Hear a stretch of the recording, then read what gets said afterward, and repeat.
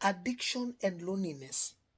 Loneliness is one thing that propels addiction than no other. Loneliness and addiction ni kama kuongezea moto mafuta taa ama petroli.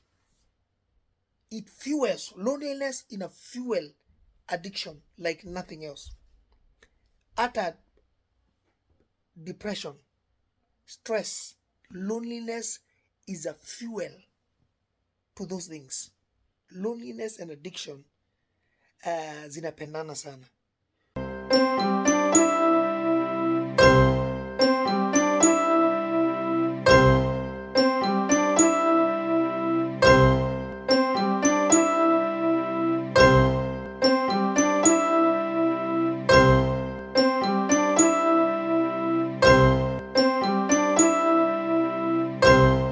Hi team safeguarding.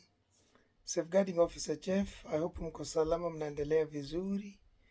Mimi niko salama. It's been a long time nimenyamaza. But all is well.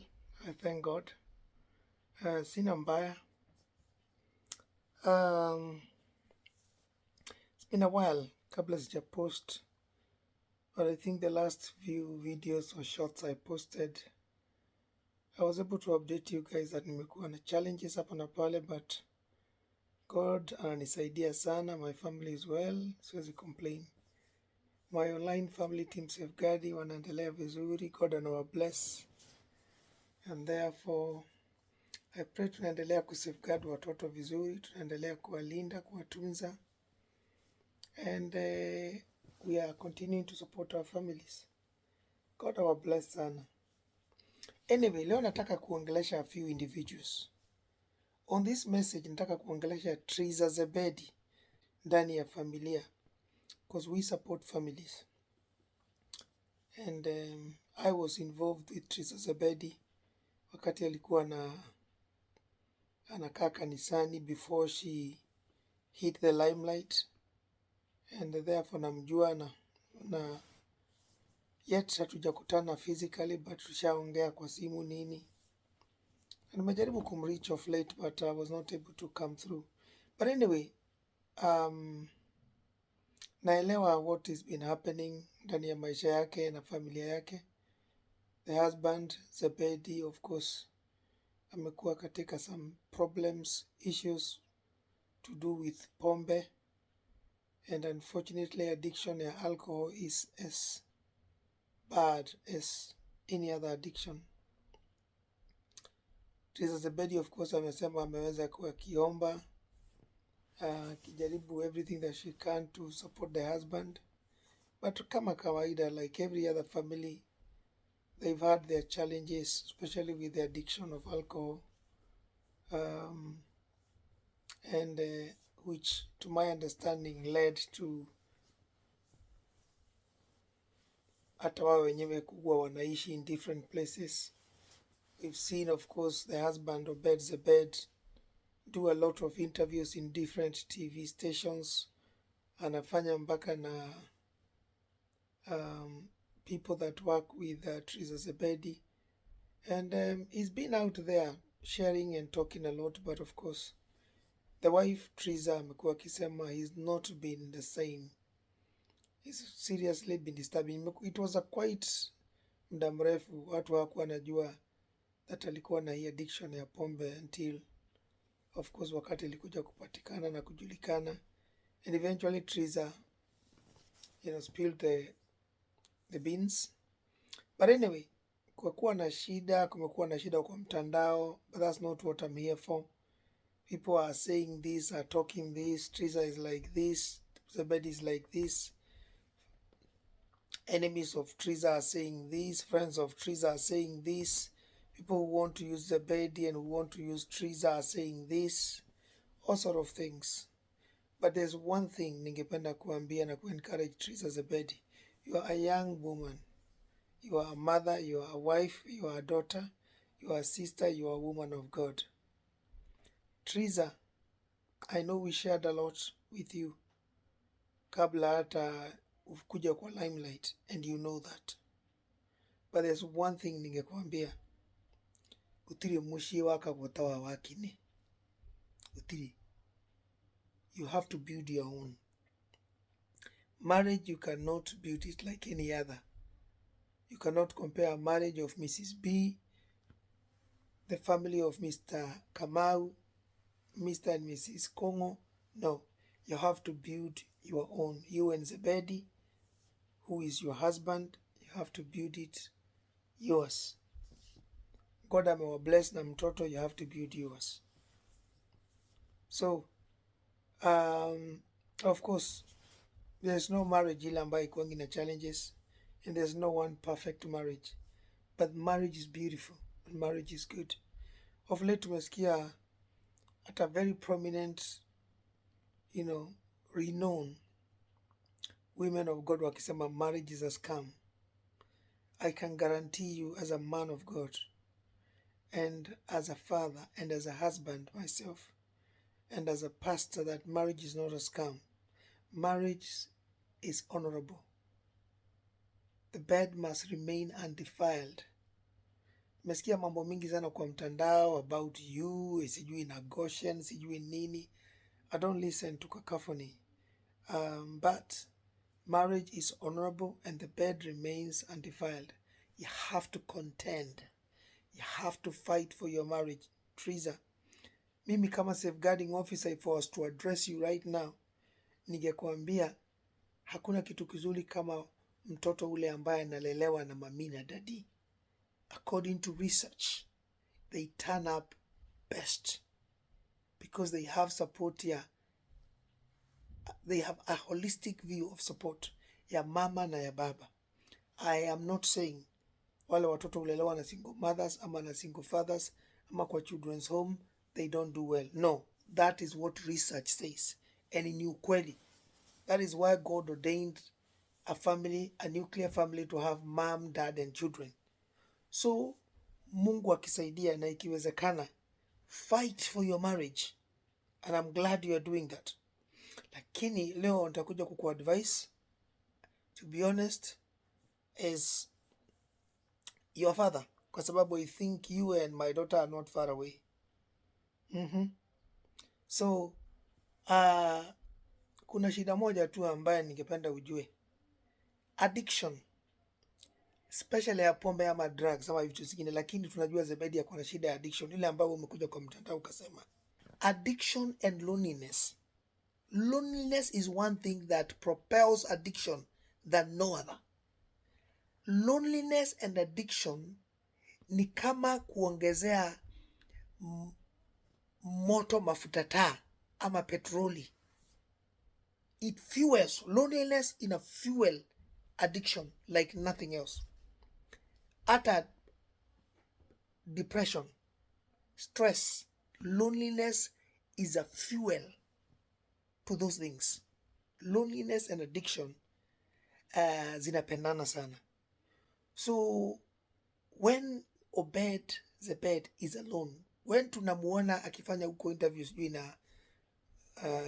na media station, tunamuona akukua analala chini kwa sakafu na kamatres na nini, he looks like a man that hana bibi, hajaoa, hana mtoto. Ni mtu ambaye sio mkurino ambaye ameinuliwa na Mungu. Ni mtu ambaye there is no difference between vile tuliona hapo amepigwa picha na amechukuliwa video na nini, na wale watu ambaye wanakaa huko kwa sitaki kusema. Anyway, all I want you to know, Trizah Zebed, depression, stress, na sasa what your husband is suffering from, addiction ya pombe, zinapendana sana na loneliness. So when your husband is alone, when your husband is not with his family, loneliness inamkula sana. And that is why he's finding himself intoxicated ndani ya alcohol, so that ajisahau, so that aache kusikia machungu, so that aache kuona ameachiliwa, hayuko na familia yake, hayuko na bibi yake. Wacha nikuambie ni kwa nini Mungu aliona ni vizuri amletee Adam Hawa. Ni kwa sababu Mungu aliangalia pale mwanzo na akaona wanyama wote walikuwa ni wawili. Ng'ombe walikuwa wawili, kondoo, kobe, konokono, doesn't matter, ilikuwa ni mbili. Mungu akaona Adam amefanya kazi mzuri sana. It's not that Adam alikuwa eti hajiwezi. No, because he had done everything that God had said. But hakuwa na companion. Companionship is fundamental. It's critical. Kama saizi nikikuuliza we Trizah, ama niulize Njeri, ama Mary, ama Anyango, ama Siombua, ama Jane. Imagine wewe kama uko na watoto kadhaa ama mtoto mmoja, huyo mtoto akuja achukuliwe, aondolewe, apelekwe akaishi pahali pengine, wewe ubaki bila mtoto. How is that loneliness? That is how exactly Trizah ningekwambia Zebed is feeling. Wacha nikuje niongelelee one bad side of addiction kama hiyo ya pombe. Mtu huwa ananuka sababu wewe ni mlevi. Mtu huwa akona BO. You guys understand what BO means? BO. BO means body odor. You have body odor, makafu everywhere. Because you don't shower, you don't bath. You bath ama ni bathe? You don't bathe. Whatever the word is. You don't bath, you don't bathe, huogi. Unanuka ni kwa sababu hauogi. Unaelewa? So, and then you don't eat properly. All you do is drink. And guess what? Hizi pesa za kunywa pombe hazijulikanangi hata zinatoka wapi. Because sadly, wale watu mko katika hiyo company hata pia wao huwa wanakununulia pombe za bure.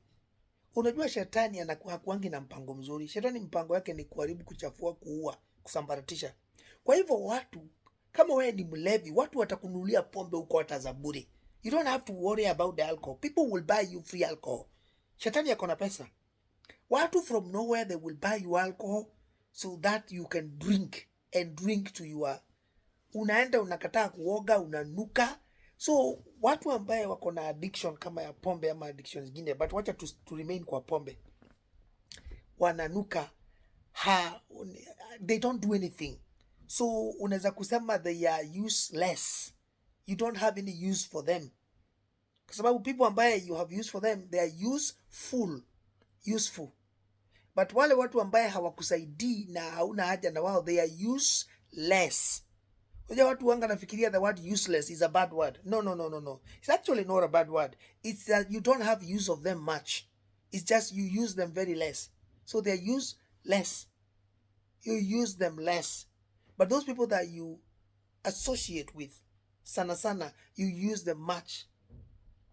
Therefore, the opportunity for you to use them is full. And that's why wanasemekana it's useful. Na wengine ni useless. So, unaweza kufikiria mtu ni useless kwa sababu haendi job, hasaidii familia, hasaidii watoto wake, hasaidii familia yake, halipi rent na ni mwanaume. Unaweza kuta hawa wanaume kama hawa, mtu ambaye ako na alcohol problems, hata kama ni kufurahisha bibi yake sexually, hawezi.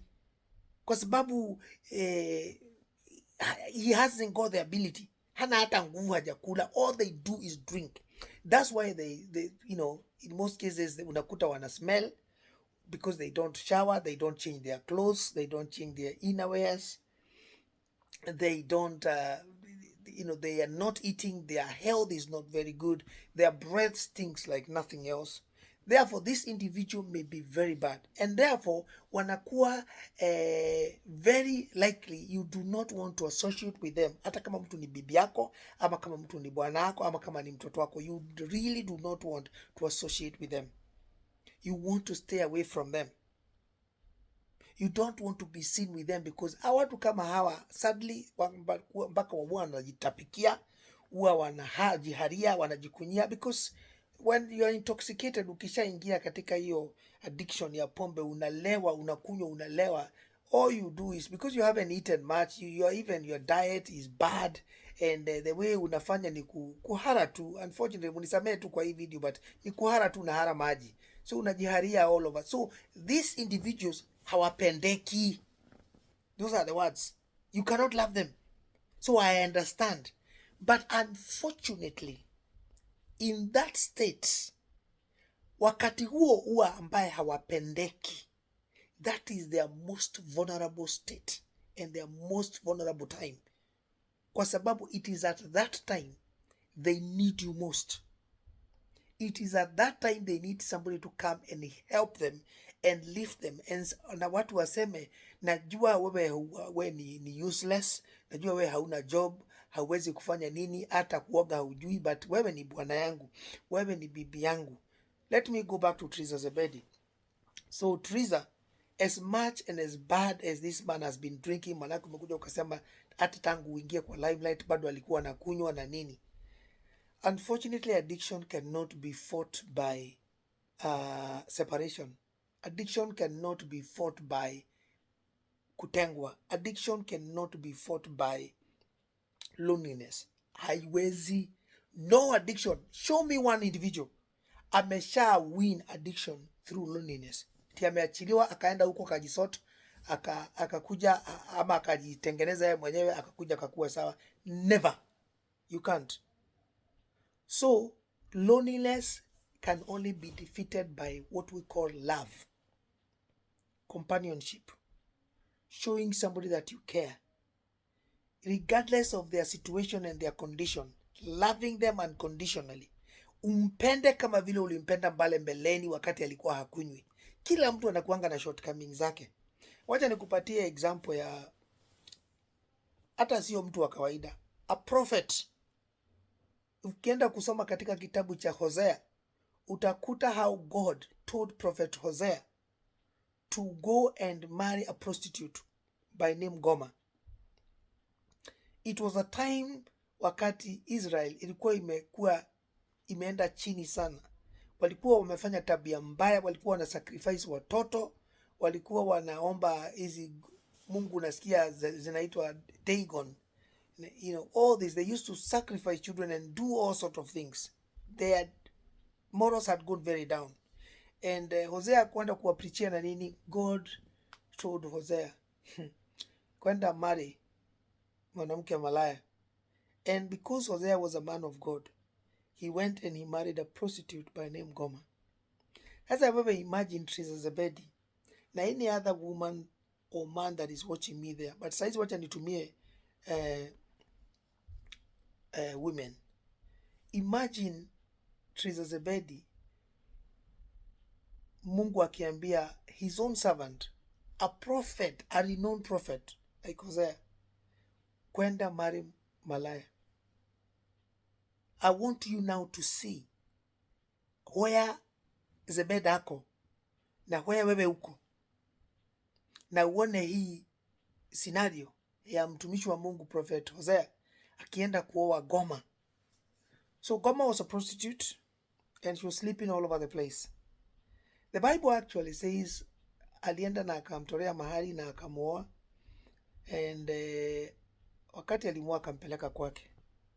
Listen to this, Trizah Zebed and any other women that are listening out there. After prophet Hosea kuoa Gomer na akamfanya bibi yake, akiwa malaya na akamtoa kwa street akamlete na akawa bibi ya prophet. And of course I want to believe there's nothing she was lacking apart from the men that she used to sleep around with, because sasa ameolewa, ametoka kwa street, amekuja kwa mtumishi wa Mungu.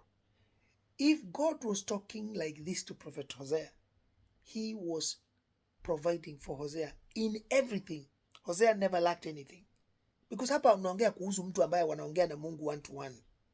Si Mungu ndiye amemwambia aende akaoe huyu malaya. So is God not able to provide for this man that is saying that? And lafu zaidi ya yote, don't forget this man is a faithful servant. That is why ameenda na hata akijua how bad it is, how shameful it looks like, how awful and how everybody is talking about ndani ya Israel.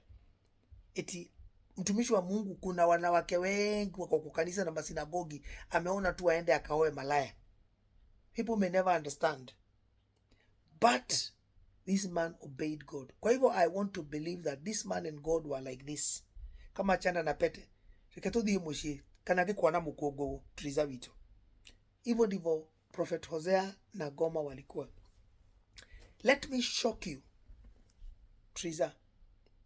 Biblia inatuambia hata wakati prophet Hosea alimuoa Goma, Goma no acokire akiuma gwa prophet Hosea na agicoka street ni na agithie na akĩambĩrĩria kwagana na thundu angiku o mutugo ũrĩa amenyerete. For the sake of those that understand that Latin, nasema ya kwamba hata wakati mchungaji prophet Hosea alioa Goma, Goma alirudi akatoka kwa the man of God, akarudi kwa street, and she went and she had many affairs with men there in the street. So let me shock you, people of God. Hapa tuongei just a common man, tunaongea kuhusu a prophet, mtu ambaye wanaongea na Mungu. The Bible says, even after Goma slept and had many affairs with other men there in the street, Hosea hakumdivorce, hakumchukia. He continued to love her. Na akaenda kwa street, akamkuta kwa men, kwa watu wanaume wengine sasa huko. He paid money kwa hao wanaume walikuwa na yeye na bibi yake, na ni bibi yake, so that amrudishe nyumbani. Unaenda unalipia sasa bibi yako pesa, and you'll be surprised kwa sababu si kama yeye sasa ni mtu analala huko nje, yeye ndiye anafaa kuwa analipwa pesa. But I don't know whatever was happening, but you know, the Bible says that Prophet Hosea went and paid money. Anyway, akamchukua na akamrudisha. It's a great metaphor kuoneshana how God continues to fall in love with us even when we go astray. Hata wakati tunamkosea Mungu, yeye bado anasimama kama Mungu na anatupenda. So Trizah Zebed, even when Zebed is at his lowest, you still need to love him. Wewe ingia in that slot of Prophet Hosea, sababu wewe ndio Mungu anatumia. You are the vessel that God is using. This man needs to be loved. The only way he will beat that addiction is kuoneshwa upendo na bibi yake, na kuoneshwa upendo na mtoto wake na familia yake na kanisa. But charity must begin at home ama from home. Na from home ni wapi? Ni kwako wewe ambaye mlioana na yeye. Kwa sababu wakati nyinyi mlikuja kwa limelight ni after wewe ulilala kwa kanisa. Alafu mambo ikakuja, Mungu akafungua milango, kaanza kukutumia mpaka ukakuja mambo ukaingia kwa limelight. Trizah Zebed alikuja wakati wa maombi. Wakati wa harambee alikuja kwa maombi, akaletwa na karango wa Muraya na akakuja na hapo na akaambiwa na ikasemekana ni bwanako, and from there we've known that. So wewe chukua hiyo manto, wewe sema, kwa sababu saizi huyu mtu hajiwezi, mimi ndio Mungu anatumia. I am going to love this man. If you continue to keep this man outside, awe anakaa kwa ako kanyumba kwa mattress iko chini some place, na wewe uko sawa, you are in a good place, you are not helping and you are not fighting for that marriage. I know this may be hard for you, Trizah Zebed, to hear, but mimi kama pastor I have to tell you, that's a fact. If you are not going to love this man and take care of him wakati ako vulnerable sana, mimi nimekuambia, luckily this is what I've gone to school for. I can tell you without one penny kulipisha, addiction and loneliness ni kama mafuta na kuni, zinawaka sana. When you have depression, when you are stressed, when you have addiction kama hiyo pombe, na ukue uko peke yako, you are solitary, you are lonely, that few accelerates quickly. You become worse very quickly. Kwa sababu akili zako hakuna kitu kingine zinafikiria. Hakuna mtu analipenda, hakuna mtu hata anaweza kuniombea, hakuna mtu anaona mimi ni mtu, hata afadhali nikuwe siko hapa duniani, wacha tu nikunywe, kwa sababu hakuna, I can't see people in the world. I just need to be in a world of my own. So the first step, luckily mimi nimefanya kazi na what we call the AA, or what we call the Alcoholic Anonymous. And one of the things that tulikuwa tunaambia client wakisha kuja hapo, kama unajua ni mtu wa kuvuta bangi, the first thing that unakuja hapo unasema, mimi naitwa Peter, mimi navutaga bangi, so nataka usaidizi. Ukikuja hapo useme, mimi naitwa James, na sasa mama yangu ndiye ameniambia nikuje huku, mimi hata sijui, We didn't even give you the opportunity to continue. We kicked you out. We kicked you out kwa sababu we don't have time to waste with you.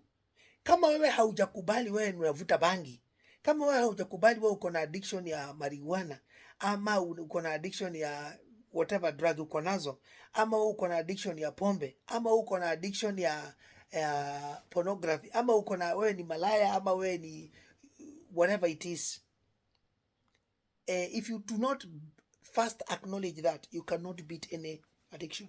You must first admit that mimi niko na shida, mimi niko na problem.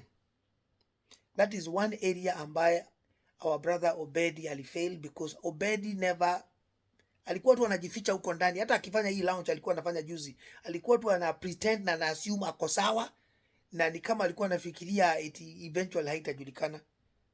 You know, alikuwa anajificha ndani nini.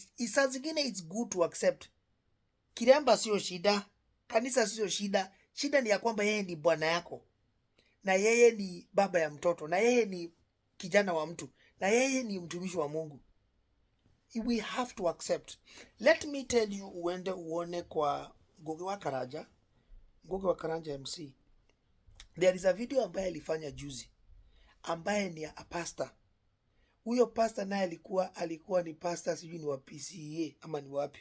Alienda naye akaanza kukua ni mlevi, kukunywa mpaka akafukuzwa kwa kanisa. Go watch that video. It's of a pastor.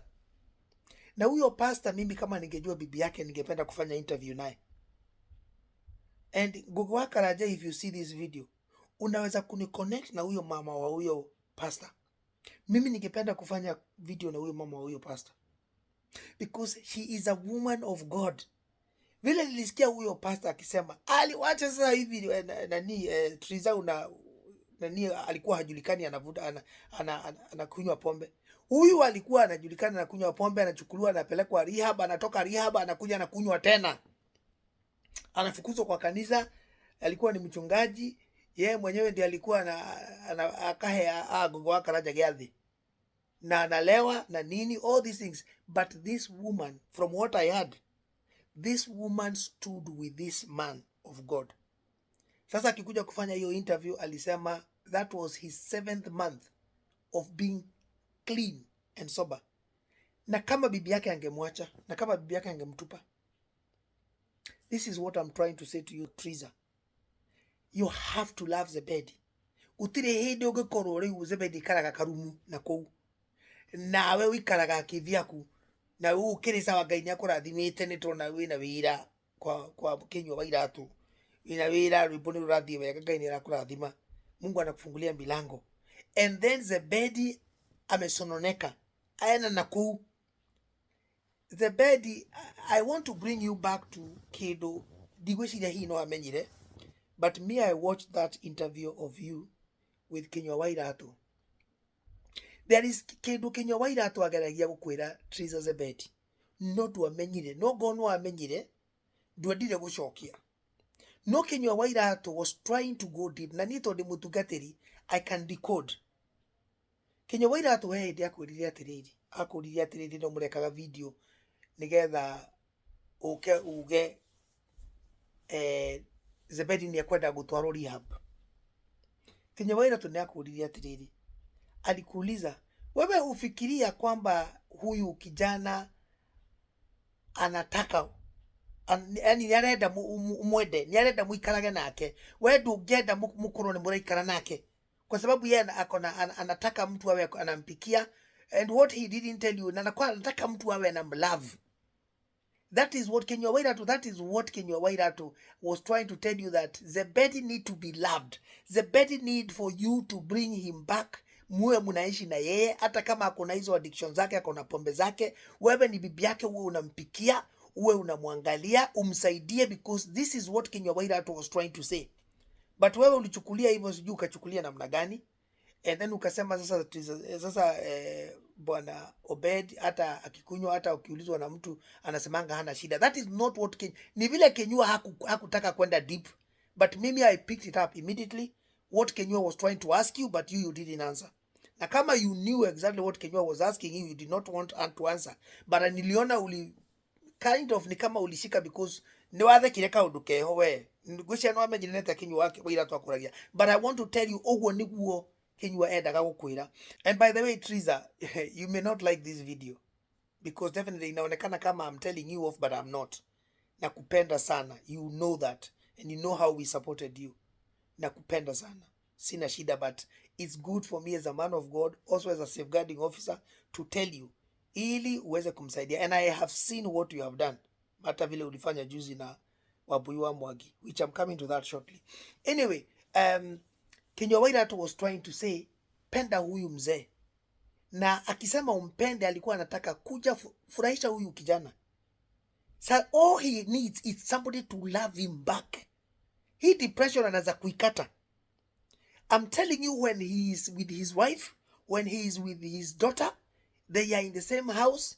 Hata kama vile alikuwa anakunywa na vile alikuwa kama ananuka ama amepoteza form, if you were together with him hangekuwa hivyo, because angekuwa anaona mundu wina mutumia na mwana munywire wake ndungikorwo wi undu umwe ta wa mundu urathie gwake akomaga kunia-ini, because he's always going to be thinking, I need to go home to my wife, I need to go to my child, I don't want my child to see me like this. So haingekuwa the same. So Trizah, kuwa na bwana yako na kuwa unafanya ministration, and when I mean ministration, I mean ministration zote. Wanaume wanapenda kupendwa from all angle, and things can change. Let me come to the beautiful place of what you've done.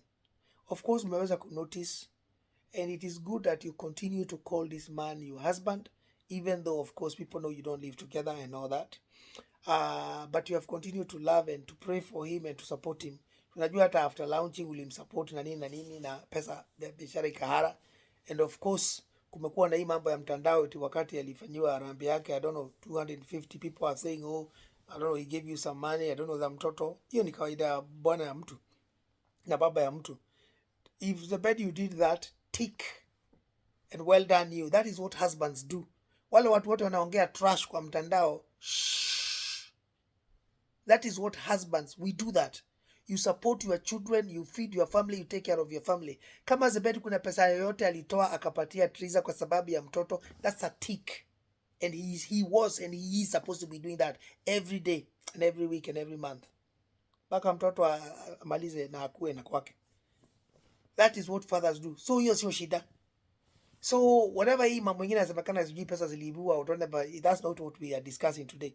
But Trizah, tick, you did very well to come and cry for help. Na hata kama watu wanataka kukemea kwa mtandao, mimi I continue to give you credit because thina ne umagwo. Si wewe ndio ulituambia juzi ukatuambia thina ne umagwo. So definitely tunataka kushukuru for kusema usaidiwe. Otherwise kama ungekuja kwa mtandao useme hivyo, saizi nani Zebed angekuwa huko kwa nini. So that is one part of ulimsaidia sana. So of course then lately tumesikia vile umekuja kwa mtandao ukasema kuhusu hao watu vile walikuwa wanataka kutumia Zebed whatever, but that's not again what we are here for today. But tunangependa kushukuru for doing that, and we want to thank the woman of God Wabuiwa Mwagi, a wonderful woman of God, a beautiful journalist ambaye anasaidia watu sana, for coming to your rescue. Now of course we understand now Zebed yako kwa rehab. Can I tell you something, Trizah, that is going to shock you, and you're not going to accept this, or maybe you may not know, or you're not going to believe it. I'm telling you, sasa saa hizi ako huko. If you do not show that man love, if you do not show that man that you care, if that man does not have his family back and his child back, it is going to be very hard for him to defeat that addiction, regardless of whatever institution wanamsaidia, because his mindset itakuwa inaenda nyuma. Nimekuja huku, nimejitolea, nimetoka kwa public, niko in a solitary place, but my wife is still not wanting to embrace me. Sina hiyo. So one thing ningekuuliza, as he is there because he's getting the help, and it is indeed the right thing and the right place, because huko hatapata pombe. But kama alikuwa addicted hivyo, they have vile wanafanya, because he cannot just cut alcohol just like that. Otherwise the symptoms may be very severe and bad. Watu wanakufa haiwezi, because of what we call withdrawal symptoms, they are bad. So lakini huko kwa hizo places like that, they know.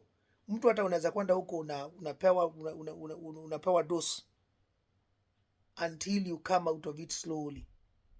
But withdrawal symptoms, especially a class A drugs, if you just cut it like that, a lot of people do not survive. But Zebed anaishi miaka mingi, but he needs love. Na akiwa huko kwa rehab, ni lazima aoneshwe love. It is fundamental ajue ya kwamba bibi yake anampenda na bibi yake ako tayari kumsupport. You have to show that man love. Guess what? If he does not have that from you, kwa sababu wewe ndio bibi yake na hana bibi mwingine, sababu mtoto wako ndio mtoto wake, mtoto ni wewe nyinyi wawili. If there is no that love, ajue ya kwamba my mtoto wetu ni daughter. Think you have a daughter. Mtoto wangu anaongoja dadi. Mtakuwa pamoja, mtapendana. The man is going to struggle.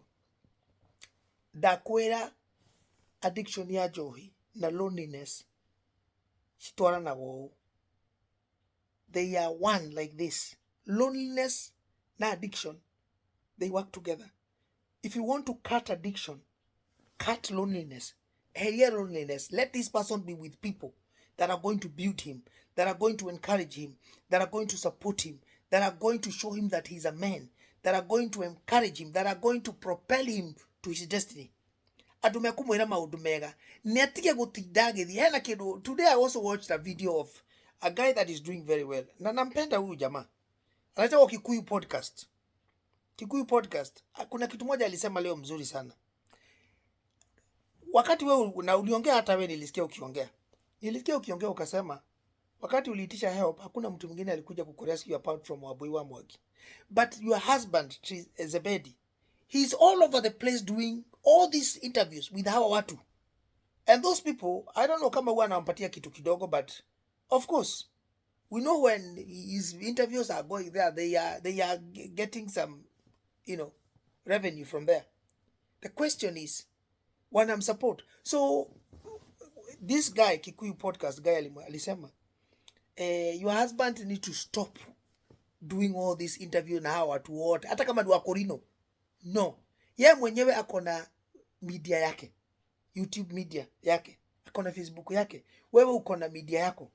If he comes out, why he needs to concentrate on stop giving interviews with other people. Yeye atoe yake, aseme my journey. Yeye afanye hizo interview, ama yeye na wewe mkae chini, you do interview. Wewe muongeleshe, sinyi ni familia. Si useme sasa leo tunataka kudiscuss the first week na my husband how things happened, ama we want to start this journey, tunataka kusaidia watu. How did you start drinking? Hebu tuambie. How did you get addicted? Mpaka sasa ndio ufike kwenda rehab, tukupeleke rehab. How was your first week? Hizi ni content na kupatia. Those are yeye akuja kwa channel yake ama kwa yako, nyinyi ni familia. Ama the only person that this Kikuyu podcast guy was talking about, abaya kona right ya kufanya interview na yeye, is only Wabuiwa Mwagi, because she's the one that helped. So kwa Wabuiwa Mwagi, he can go and he can do an interview, aseme vile amekuwa na vile alisaidika, because Wabuiwa Mwagi deserves that honor.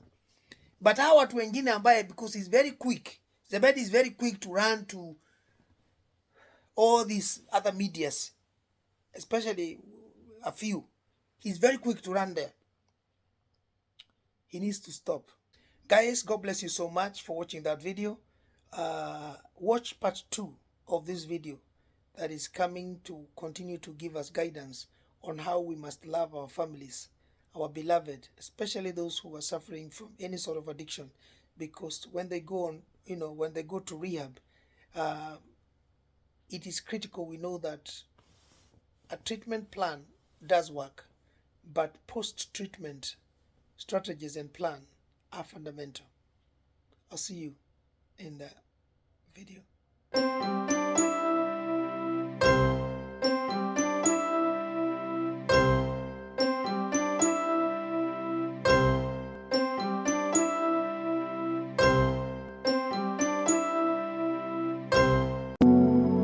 Thank you.